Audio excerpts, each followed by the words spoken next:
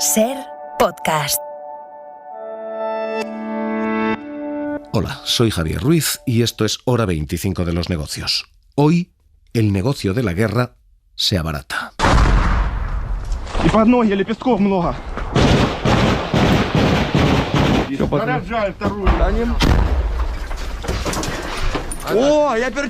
Este es el sonido de la guerra y lleva siendo así desde el comienzo de los tiempos. Suenan las armas y suenan los hombres, los combatientes.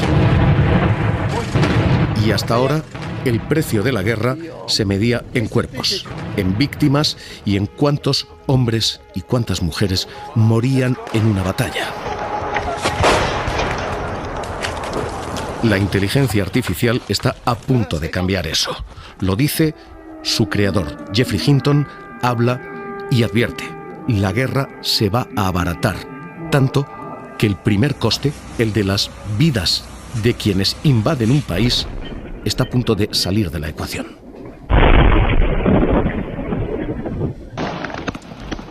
Geoffrey Hinton concede una entrevista que tiene implicaciones en términos de economía de guerra, pero tiene sobre todo implicaciones en términos humanos.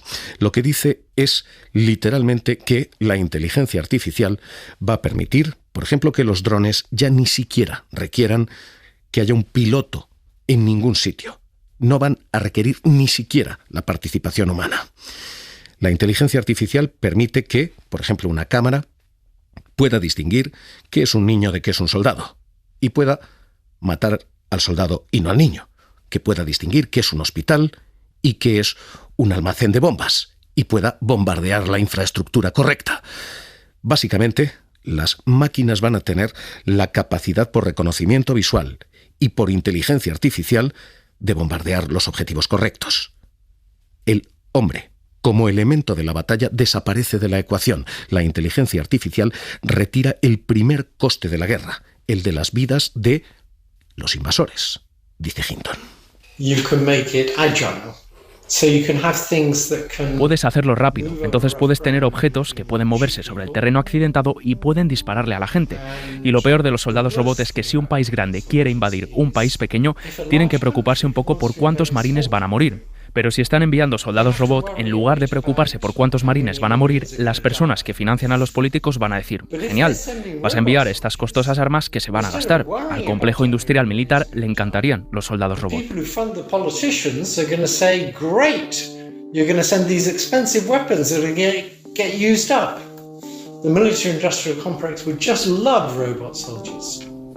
Lo que se describe es literalmente una guerra barata. La inteligencia artificial permite tener en cuenta solo un coste, ya no el de las vidas humanas, sino el puramente económico. No es necesario que tus soldados mueran.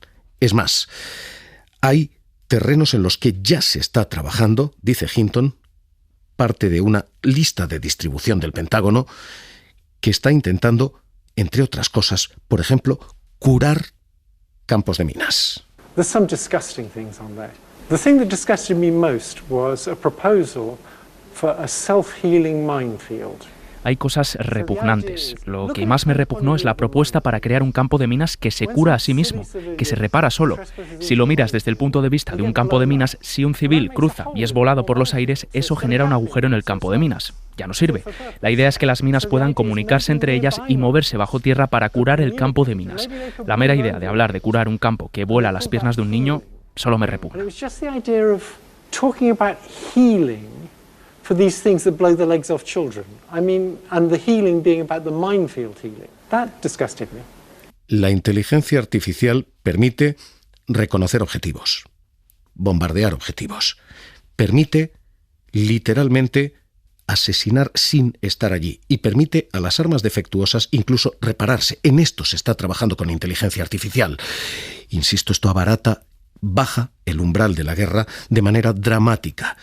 Pero esto tiene además un riesgo colateral, y es que la consecución de objetivos pueda crear otro peligro más. Es una guerra barata porque escapa al control del humano sobre el terreno, pero, dice Hinton, Here's what worries me. If you wanted to make an effective autonomous soldier, you'd need to give it the ability to create sub-goals. Esto es lo que me preocupa. Para hacer un soldado con inteligencia artificial efectivo debe tener subobjetivos. Dicho de otra forma, aunque sepa, tengo que matar a aquella persona que está allí, debe aprender a cómo llegar allí.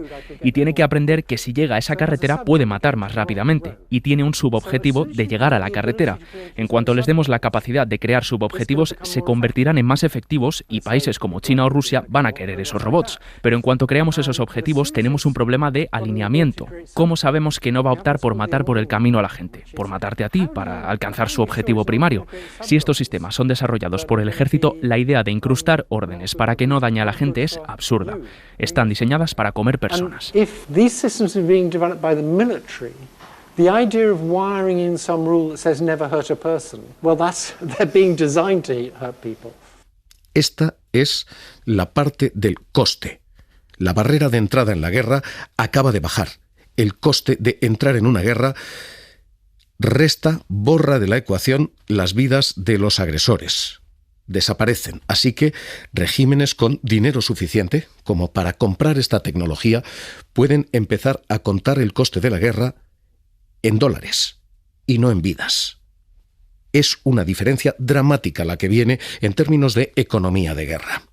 Y esto es solamente la parte de cómo se gasta el dinero. Cómo se invierte el dinero vive también un cambio dramático.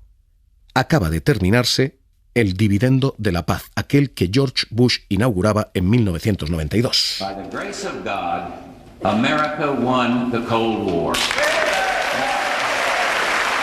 Cuando anunciaba que por la gracia de Dios, América había ganado la Guerra Fría. Y el Congreso le aplaudía así en su discurso de la Unión. El dividendo de la paz era el dinero que, al caer la Unión Soviética, Estados Unidos no tenía que gastar en armas, lo podía gastar en educación y podía permitirse no hacer los sacrificios que se habían hecho durante la carrera armamentística. América recortó su gasto militar y vinieron, desde aquellos años 80 y 90, 3 décadas de paz americana.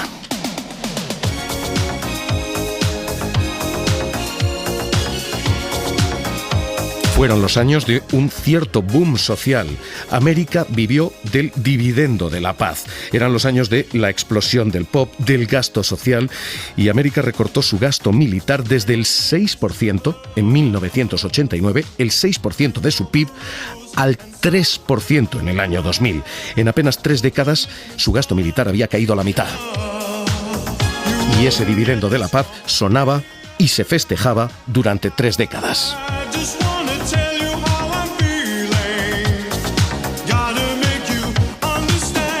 Pero ese dividendo de la paz acaba de terminar abruptamente con la invasión de Ucrania.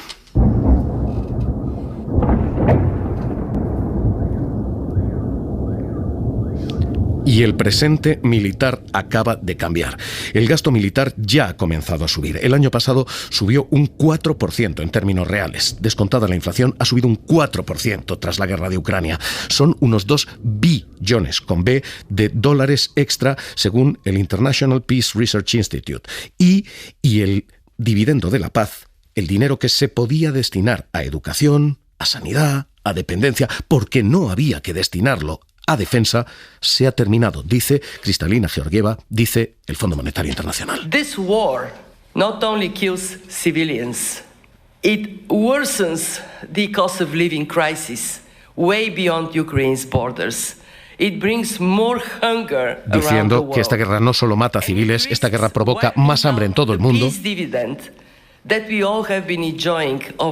Y termina con el dividendo de la paz de las últimas 3 décadas. Así que el pasado del dividendo de la paz se acaba de convertir en el presente del impuesto de la guerra. Hay que destinar más dinero a lo militar para poder compensar y para poder luchar contra esas amenazas. Lo que se ha destinado a educación, a sanidad, a dependencia puede haber terminado ya, porque ahora hay que repartir esos fondos también con defensa. La economía siempre es esto, tanques o mantequilla.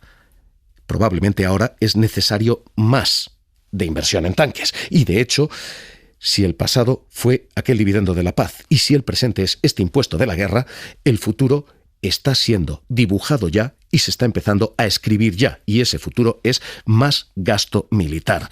De hecho, The Economist proyecta esta semana que el gasto global en defensa va a subir unos 200.000 millones al año en todo el planeta para contrarrestar las amenazas de Rusia y de China. Y eso ha empezado a escribirse en países tan lejanos como la propia España.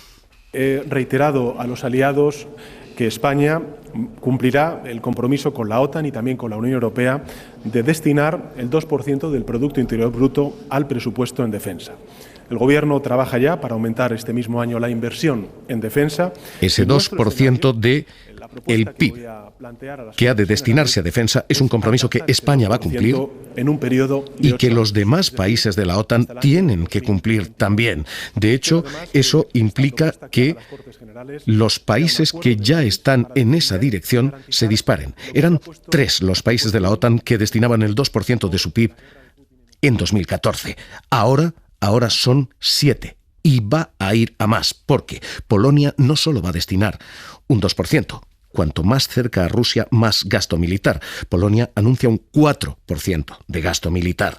Y al otro lado de la frontera, la otra amenaza es China.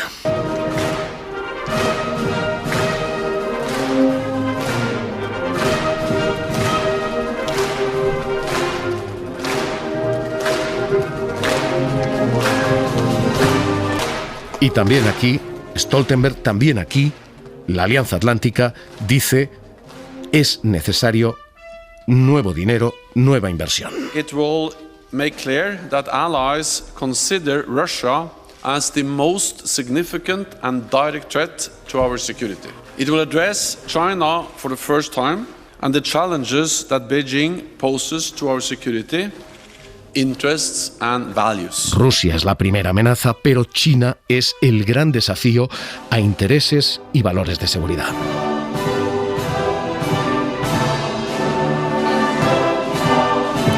Detrás de esa música marcial, China ha aumentado su presupuesto en defensa un 75% en términos reales. 75% descontada la inflación. 75% de aumento en una década, y China promete modernizar sus fuerzas armadas antes de 2035 y promete gastar tanto en armas, promete gastar tanto en defensa, que promete ser la primera potencia militar en 2049.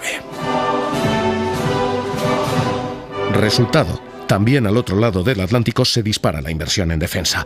Japón aumenta un 66% su gasto en defensa de aquí a 2027, hasta convertirse en el tercer país que más gasta en defensa de todo el planeta.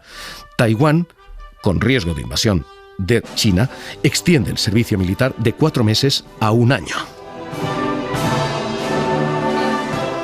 Así que ahora mismo estos son los 2 factores que tienen implicaciones en lo económico y en lo humano. Factor número 1. La inteligencia artificial, la tecnología, ha abaratado el coste de la guerra, ha bajado las barreras de entrada y hace extraordinariamente fácil y extraordinariamente barato entrar en un conflicto militar, porque las vidas humanas empiezan a desaparecer de la ecuación de los agresores. Solo importan las de los soldados propios, y esos soldados propios pueden ni siquiera pisar el terreno. El segundo factor es el aumento de inversión brutal que tenemos en estos momentos, fruto de la amenaza de Rusia, fruto de la amenaza de China. Con todo esto y con estas ecuaciones, ¿quién está ganando la guerra antes de que la guerra empiece? Obviamente las compañías de armas.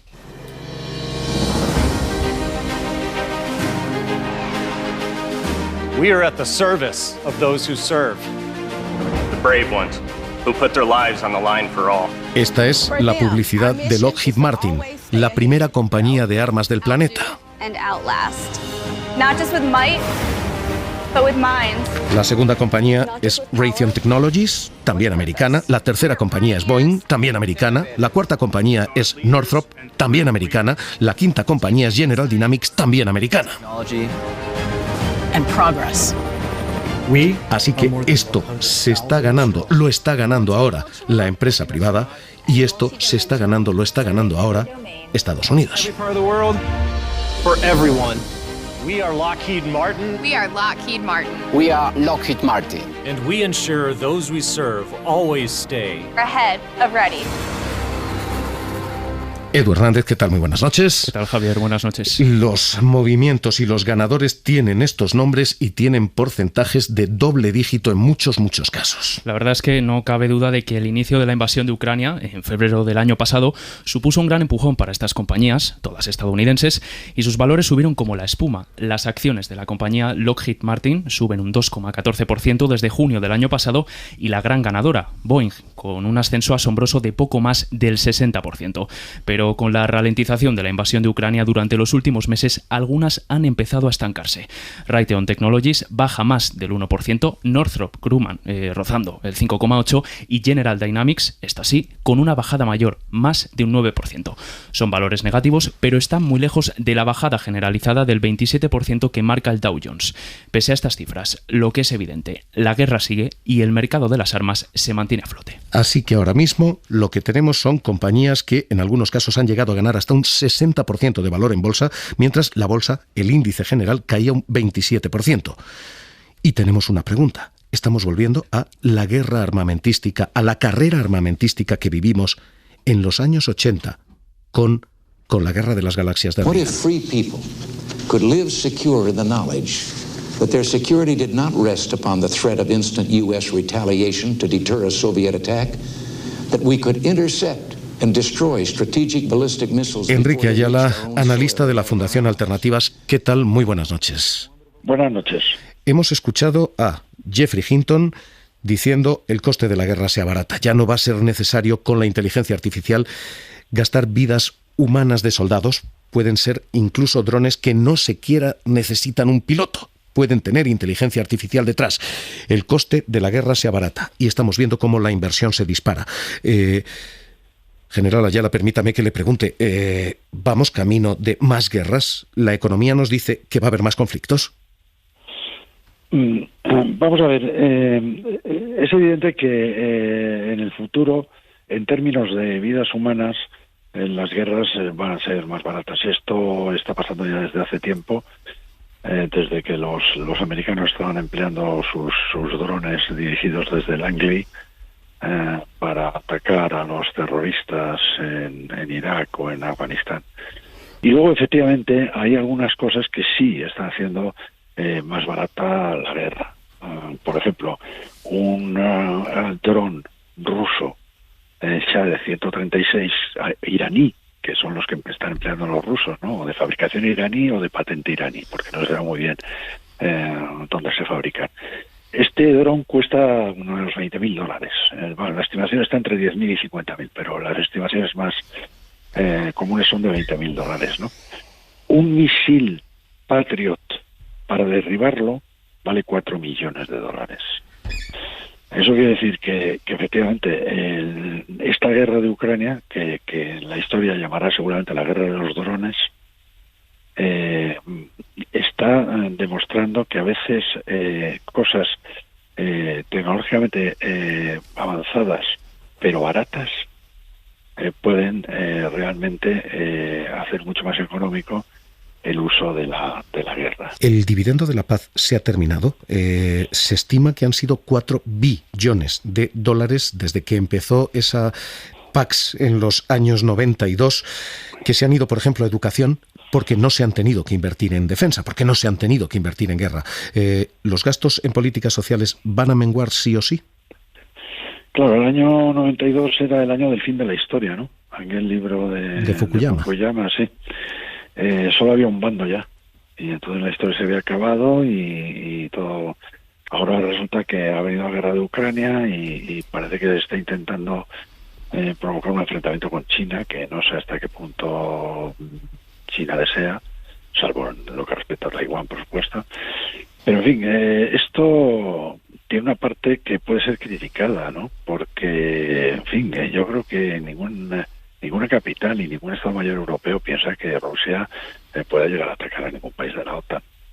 Si no está pudiendo con Ucrania, en fin, es muy difícil que se metan aventuras tan grandes, ¿no? Entonces, no es necesario ese aumento enorme de gasto de defensa. Está provocado un poco por la psicosis colectiva que yo creo que ha sido aprovechada políticamente. ¿Innecesario o no, volvemos a la carrera armamentística de los años 80? ¿Volvemos a los años de Reagan?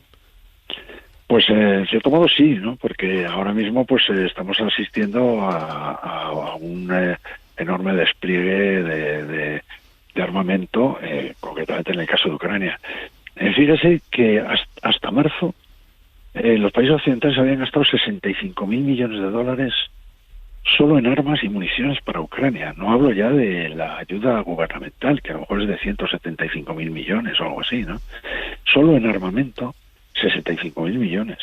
Estamos hablando de 14 meses, ¿no? Hasta marzo, 13 meses, ¿no? O sea, ese es un esfuerzo que no se puede mantener. Pues Enrique Ayala, analista de la Fundación Alternativas, gracias por estar con nosotros aquí en la SER. Un abrazo y muy buenas noches. Un placer, gracias, buenas noches. Guerra más barata gracias a la inteligencia artificial, más dinero para la guerra, así que este parece ser el sonido del futuro.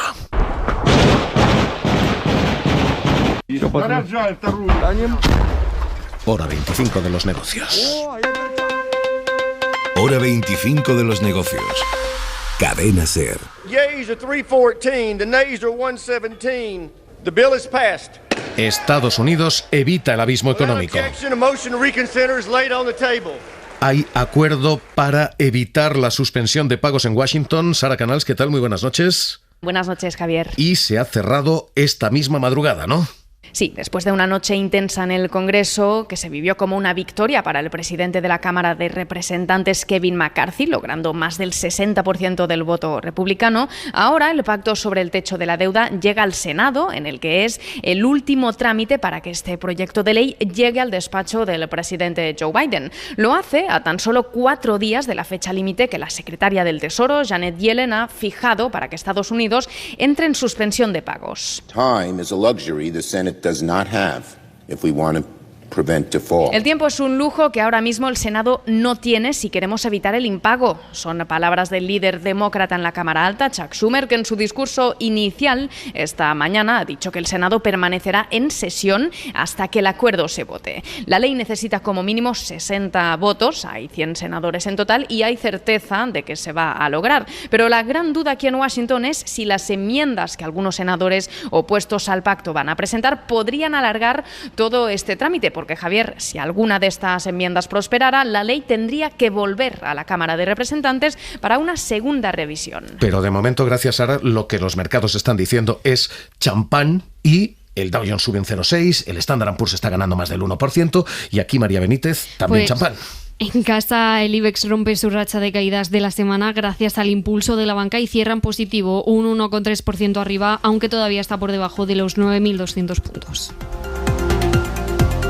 Así terminamos hoy con la guerra más barata. Hora 25 de los negocios. Cerramos.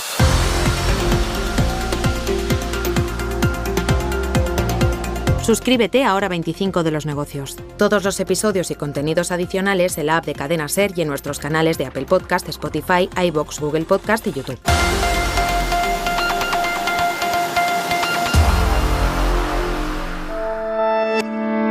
Cadena SER. La radio.